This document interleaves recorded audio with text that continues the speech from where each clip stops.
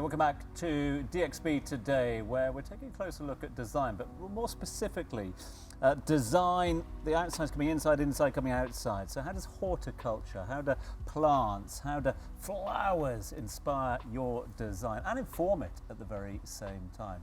To that end, our next guest mixes horticulture and design to turn plants into living art, where each arrangement is, well, in itself, a mini masterpiece. Please welcome to the show Tariq Abu Samra, the co-founder of BloomingBox.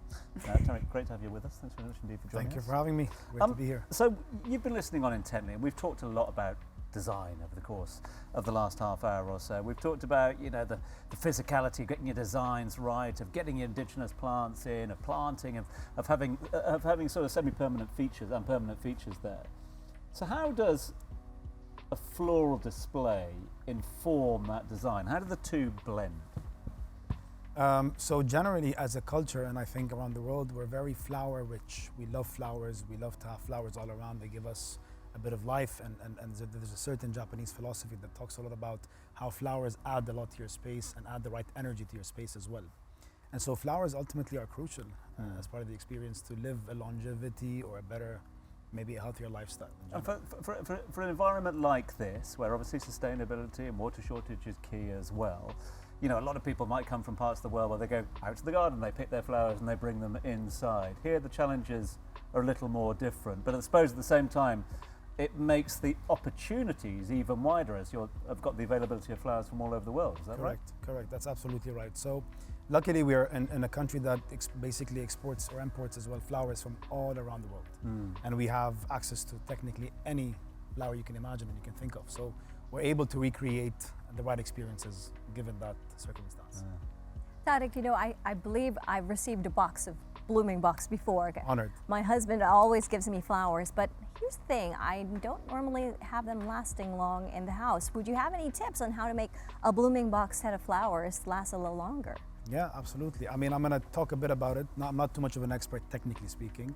I think Zain can share a bit more insights on it. But what I know of, generally, what we tell our customers, and that's even on our website, is that if you cut them right and you water them correctly and you avoid sunlight sometimes, we also, depends on the flower, the plant, and so on and so forth, you have a chance of prolonging the lifespan of a flower. But one thing we do a bit different is our flowers are all farm fresh. So what we get, they're pretty raw, they're pretty at the early stage, which allows, I would say, an average of 3 to 5 days extra for the flowers to live longer. And also our foams in the boxes are soaked with water, which also allows a bit of longevity, but I think Zain can shed a bit more light on that. Sweet tips: change the water. Change the water every day, every 2 days, snip maybe a centimetre off the end at an angle, clean the stems, clean them of extra leaves, they'll go longer. And one magical tip for hydrangeas, which are such a beautiful flower but sort of wilt quite quickly, especially if you don't have a very cold room. Stick them, the head down in water with some ice, leave them for an hour, turn them upside down, snip the bottom, put them in water, and they sort of pop right back. Wow. It's like magic. Fantastic. Now I'm going to jump in here and beat you to this, Tom. I've been in Dubai for 15 years. It's a very long time. I know when I first moved here, there were not flower arrangements like this. Now we touched a little bit on it with the landscaping. Are there trends when it comes to floristry? Because these are really unique designs that you have here.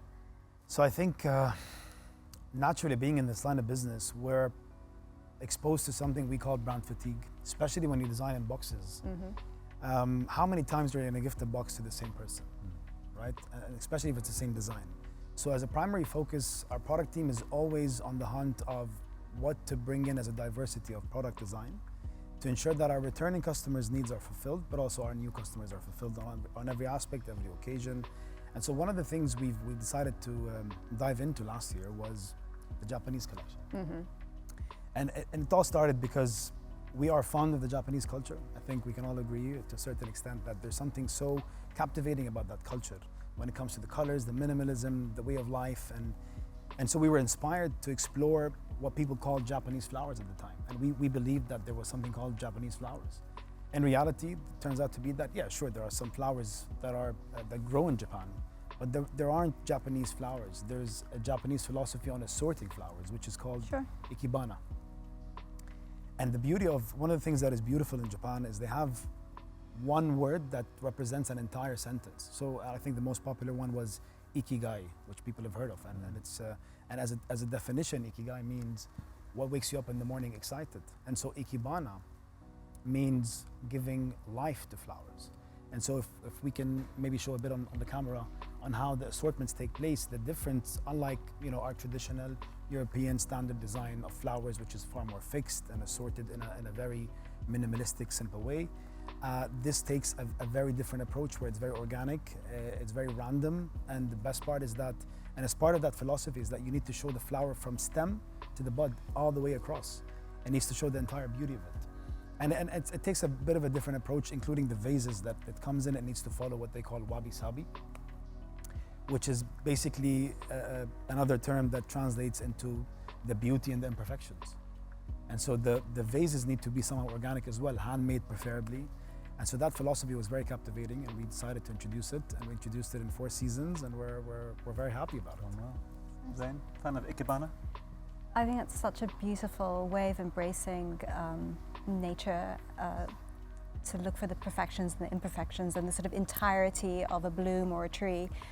And with that in mind, I wonder if I can ask, how has working with flowers changed the way maybe you see yourself, or changed the way you see other people or what's around you? Because I'm sure there's so many luxury products you could have chosen to work with.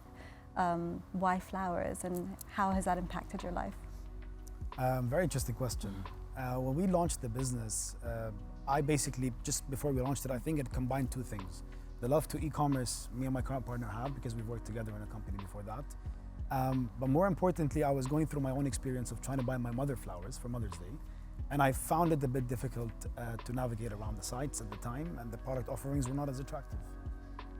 Hence, the market gap idea came into play, and we decided that, okay, so BloomingBox is basically born with the desire to revolutionize the gifting industry. And more importantly, we realized that we are about creating meaningful relationships among people. We're not selling products here. We're taking part of the transaction of the emotional expression that takes among 2 people. And we want to be part of every single transaction that people express upon. And so we're in that line of business. Just very quickly, I know we're about to run out of time, but very quickly before I get in trouble with the producers. So there's obviously going to be a bit of a run on hydrangeas. Hydrangeas, yeah, that's going to be a run on those after the latest bit of advice. What's in season? If there is one flower that's in season at the moment that people should be buying their loved ones, what is it? Oh, absolutely, our Japanese collection. Boom. That's it. Ikebana, yeah? Ikebana. Go all the way. Done. Yeah. Thank you so much, Tariq, for joining us, and of course the lovely flowers that you brought to our studio to make the place even lovelier. But now I know Amy's got something for Zain, the 60-second quiz. Yes, that's right, Louis. It's time for the 60-second quiz, or DXB in 60. Zain, we're going to put you in the spotlight. We want to get to know you a little bit better. So can I have 60 seconds on the clock, and let's go. What is your first job?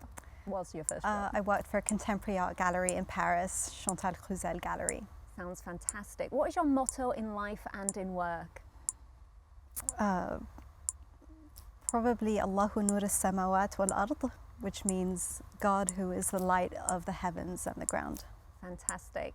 If you could have an AI assistant who helps you with tasks, what would you get them to handle? Everything related to my computer. If you could have dinner with anyone, dead or alive, who would it be? Ooh, can I have multiple? Yes, if you want. Nina Simone and Pete Udolph. Okay, very nice. Top tip for people looking to start their own garden? Go with what you love. Go with local plants. You'll thank yourself, your diwa, you'll thank your diwa.